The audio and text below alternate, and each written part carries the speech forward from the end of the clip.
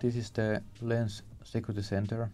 It's a new feature for Lens, and the idea here is to have a comprehensive security solution for Kubernetes clusters.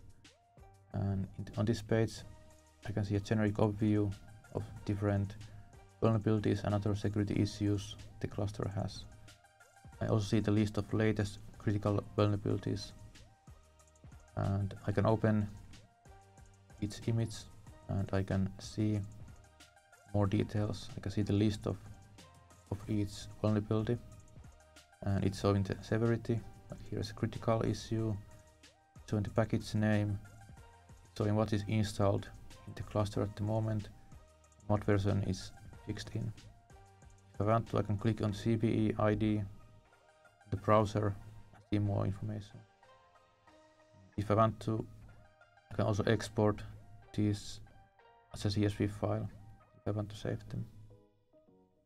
We are also scanning the images for export secrets, and these are, for example, username and password, or API key that is hard-coded in the container image, which is not considered a good practice. Now if I want to dive deep into details, I can open the images page, which is listing each image in the cluster, and how many bots is using the image, and what kind of vulnerabilities has been scanned in each image. And I can also here open the details, see the same table and listing here. And at the top I have some charts which showing a quick overview of what is the current state. So I can see there's a quite small amount of critical vulnerabilities, and most are high or medium. We are also scanning the configuration for each cube resource. For example, we have daemon set that has some security issues. I can list them, and I can see explanation here.